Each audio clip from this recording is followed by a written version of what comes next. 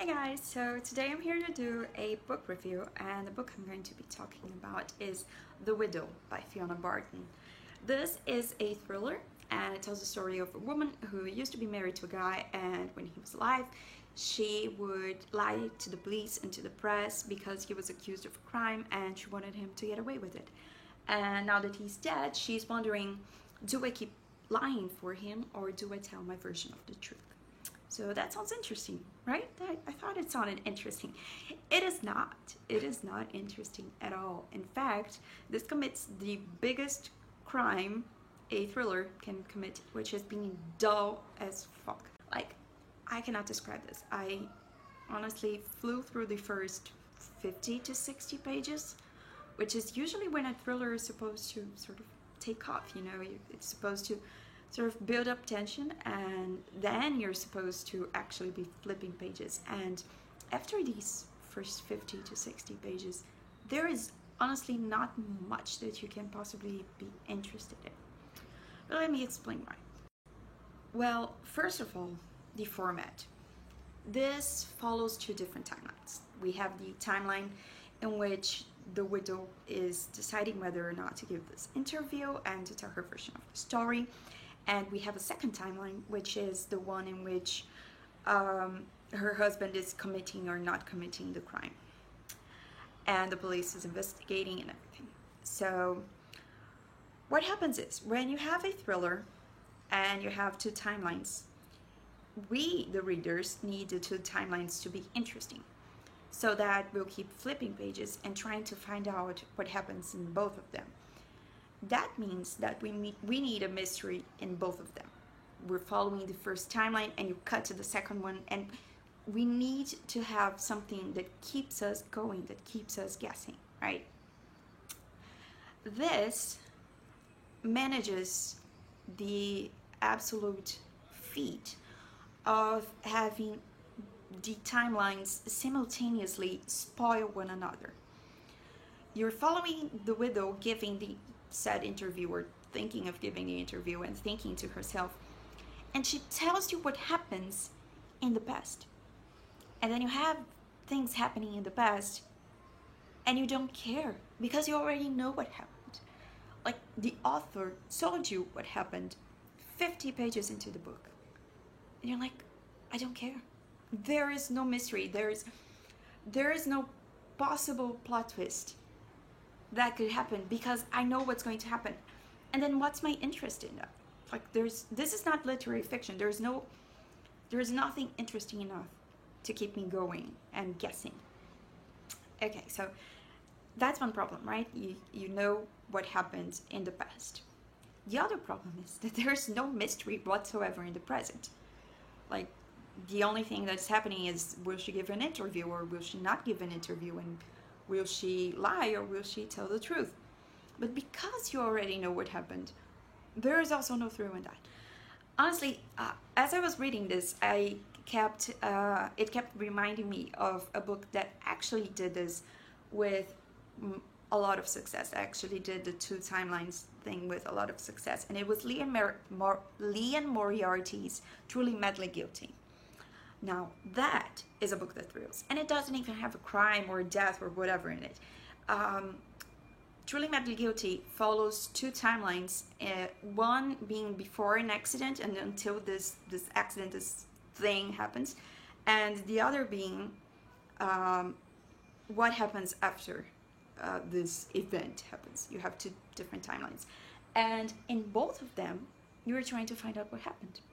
In both of them, you have this sort of mystery, and none of them spoils the other. None of them gives away what happens in the other, and they both are developed and grow until they climax into a very interesting resolution, very satisfactory resolution. In this, despite having such a brutal and gruesome crime, you are never shocked. You're just dull the entire time. Also, the author tries to give you these red herrings, these clues that will make you think that maybe someone else did it. But they're also impossible because based on everything that has been said, you know that this resolution is not possible.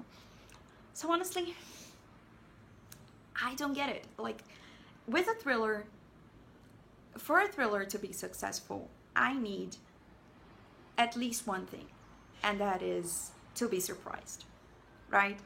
It needs to be entertaining and it needs to be surprising. And this is in no way surprising. It's mildly entertaining. It's not like terribly bad, but it's also not good.